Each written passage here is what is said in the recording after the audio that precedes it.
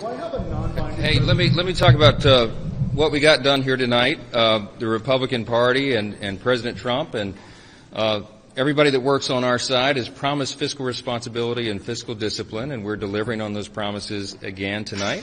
I just signed our H.R. 4, which is our rescissions package, the first of what we believe will be multiple rescissions packages. That's our plan. I'm delighted to send that over to the President's desk for signature, and he'll sign that quickly. We clawed back $9 billion in taxpayer funds and wasteful spending, fraud, waste, and abuse. We've been targeting that every area. This was directed to wasteful spending in the previous State Department, of course, the Corporation for Public Broadcasting, and a couple of other areas. We looked at that. We thought it was a waste of taxpayer funds, and we're taking care of business. So we'll continue to do that. We're going to downsize the scope of government. Government is too large. It does too many things, and it does almost nothing well. We believe in a limited government that's accountable and efficient and effective for the people, and we're going to continue to demonstrate that through our actions here on the floor. So Mr. Speaker, have you committed to a debate on the non-binding? In what the Trump administration is trying to do on the Epstein files, based on what the House tried to do tonight, are Republicans in the House trying to get more in line with the President and what he wants with some of the actions he's taken tonight on Epstein? What's going on? There's no daylight between the President and House Republicans on transparency. And he's been very clear that he wants all credible information, credible evidence to be turned over to the people so that the people can decide. We trust the American people in their judgment. And we're for that. The President is for that, and there's different ways everybody expresses the same truth. But I would tell you that there's a unified opinion on that. Mr. Speaker, have you committed to a debate? In the Rules Committee tonight, you guys advanced a rule with the Epstein resolution that you guys crafted. Do you commit to putting that on the floor for a full chamber vote? The Rules Committee turned into a bit of a debacle this week because the Democrats were trying to politicize this. We were working on cutting fraud, waste, and abuse and wasteful spending, and they kept trying to hijack that and derail it and turn it into Epstein hearings. That's not what the subject was. So the Republicans on the Rules Committee, most of them that were present, voted against Democrat amendments to try to hijack that. That was the right thing for them. They were wrongfully tarred and feathered by people who did not understand what was happening and said that they were covering up for they were in favor of concealing Epstein files. It's simply not true. So the resolution that was advanced tonight in the Rules Committee was for them to go on record and say, no, of course we're for transparency. Of course. Every single one of the Republicans on the Rules Committee are for transparency and for releasing the files, just as the President of the United States is, and they wanted that to make it crystal clear. I think their vote tonight did. We'll determine what happens with all that. There's a lot developing. The President made his statements this afternoon. He's asked the Attorney General to release the information. I'm certain that she will. And everybody can make their own decisions about that. After this funding cut, do you support the idea of a pocket rescission center? We support rescissions in whatever form they could come to us. We want to cut spending, fraud, waste, and abuse. That will be an ongoing quest of ours. We had some of the DOGE cuts that were involved here. We had many of them in the big, beautiful bill, many of the executive orders. We want to codify those. We want to cut more spending. We want to bring the control of the government back to the hands of the people. That's not just a slogan for us. We are demonstrating that time after time. Let me point this out. The Democrats voted the other way. They voted to support and to keep wasteful spending, to support and to keep fraud and waste. These crazy expenses. We were funding transgender operas in Peru, by one example, right, through the USAID funding. They voted against eliminating that tonight. Democrats are on record with some really crazy things, and everybody needs to evaluate that before the 2026 election. Mr. Speaker, we have a long list of priorities.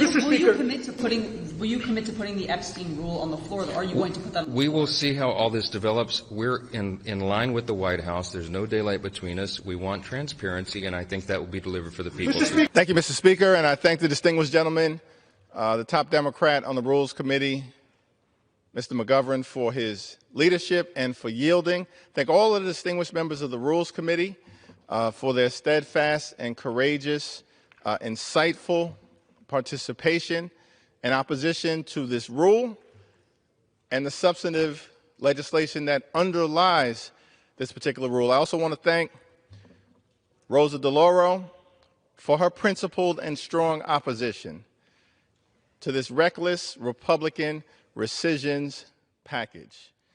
This effort by the Trump administration to once again hurt everyday Americans. Mr. Speaker, it was just said on the House floor that the American people are fed up with out-of-control, wasteful government spending. As Democrats, we're committed to making sure that taxpayer dollars are spent in an effective, efficient, and equitable manner. This bill that's on the floor right now has nothing to do with waste, fraud, and abuse. It represents an attack on the public health of the American people, the national security of the American people, the public safety of the American people, and the ability of the American people to actually get information, particularly in rural America, that they may need through public radio or public television in the face of an emergency. Mr. Speaker, no one is buying the notion that Republicans are actually trying to improve wasteful spending.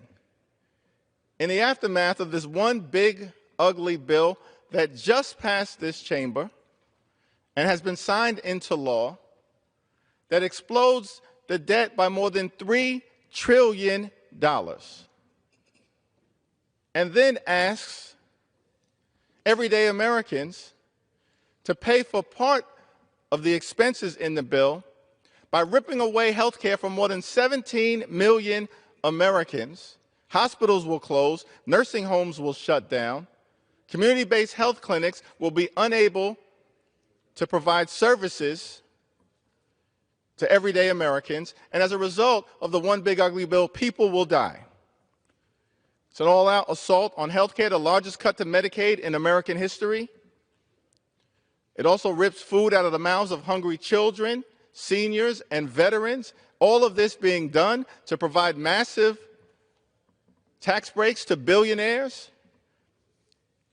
And then, Mr. Speaker, in this one big ugly bill that now has been signed into law, the debt and the deficit will explode by trillions of dollars. How dare anyone from the other side of the aisle claim to be the party of fiscal responsibility? That's fake and that's phony.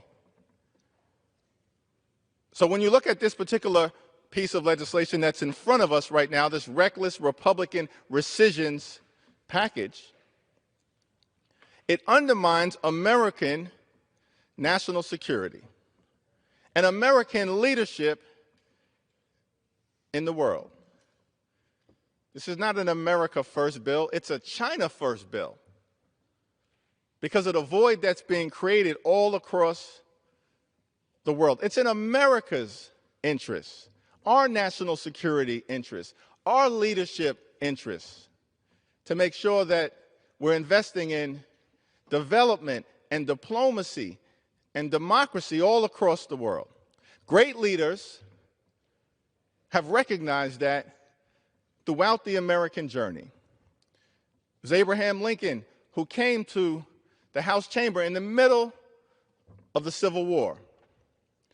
In the early 1860s, spoke to the Congress and talked about America being the last best hope on earth.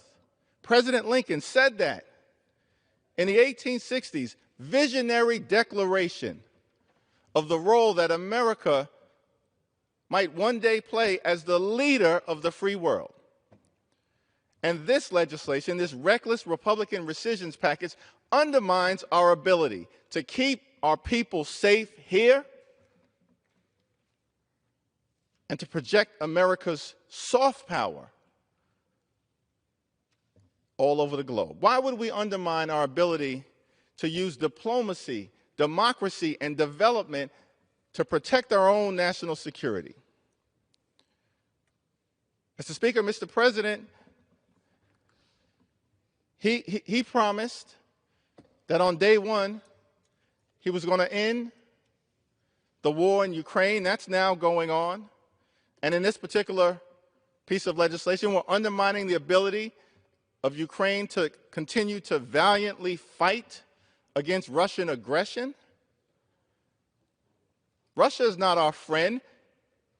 They're our enemy. Vladimir Putin is a sworn enemy of the United States of America. Why is it, Mr. Speaker, that Republicans in this bill are undermining, once again, Ukraine? Ukraine stands on the side of democracy. Ukraine stands on the side of freedom. Ukraine stands on the side of truth. Russia stands on the side of autocracy and tyranny and propaganda. Why would we stand on the side of Russia? That's inconsistent with American leadership. But this reckless Republican rescissions package, it does the exact opposite. Mr. Speaker, we just saw tragedy unfold in the Texas Hill Country.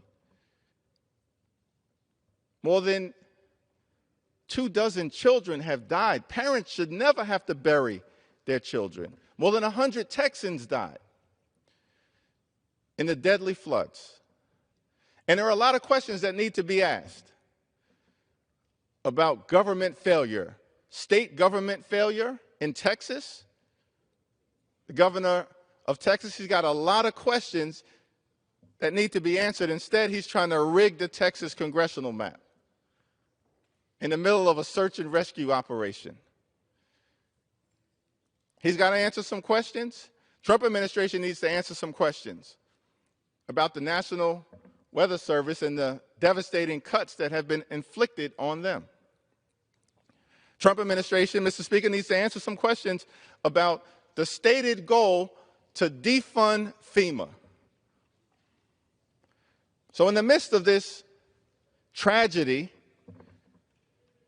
that we all need to collectively respond to in Texas, just like we need to respond to the tragedy that unfolded in California in the wildfires earlier this year, this reckless Republican rescissions package is going to undermine the ability of people in rural America and in small-town America to receive advance warning or necessary information when disaster strikes, when extreme weather strikes, when flooding strikes, when hurricanes strike. That's what happens when you shut down public radio and you shut down public television, which is what this reckless rescissions package will do. It's all extraordinary.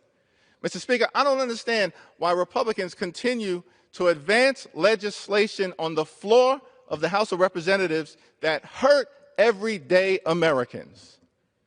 Is it simply because the goal is always to reward billionaires, as was done with the one big ugly bill, providing them with massive and unnecessary tax breaks? Mr. Speaker, at the beginning of this Congress, we as House Democrats made clear that we will work with anyone in this town in order to make life better for the American people, to lower the high cost of living of the American people, to address the affordability crisis afflicting the American people. And we thought perhaps that we would have some partners in this necessary endeavor. Why? Because, Mr. Speaker, Donald Trump and House Republicans promised that you were going to lower costs. In fact, that costs were going to go down on day one. Not my words, President Trump's words. Costs haven't gone down in the United States of America. Costs are going up. Inflation is on the way up. Life is getting more expensive for the American people. And nothing in this reckless rescissions package is going to make life more affordable for everyday Americans. It's going to complicate their life even further, just like what happened with the one big ugly bill. So, Mr. Speaker, we are strongly opposed to this legislation that apparently Republicans don't even want to actually debate on the House floor, and once again want to address an issue to be debated in this chamber under the cover of darkness. Finally, Mr. Speaker, the challenge that we have with this legislation is that the appropriations process has historically and traditionally been bipartisan. Democrats and Republicans working to try to come together to reach a spending agreement that meets the needs of the American people in terms of their health, their safety, and their economic well-being.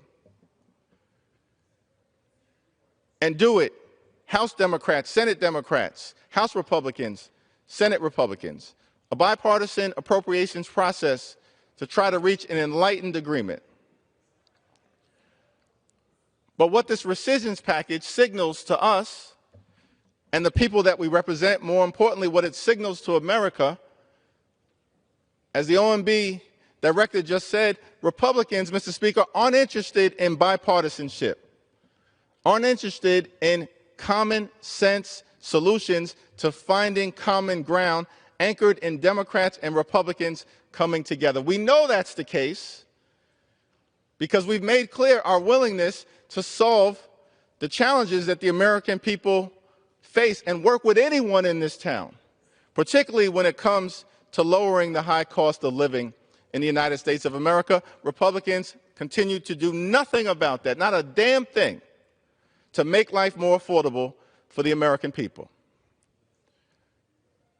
And that's one of many reasons why we continue to be opposed to this reckless legislation that you bring to the House floor that hurts everyday Americans, will hurt children, will hurt families, will hurt older Americans, and will hurt people that Republicans represent in rural America, all while undermining American leadership in the world. And so, Mr. Speaker, once again, this is unfortunate. Once again, we see a Congress not functioning as a separate and co-equal branch of government, a Congress, given this Republican majority, not willing to serve as a check and balance on an out-of-control executive branch, but always willing to do the bidding of the executive branch, as if we work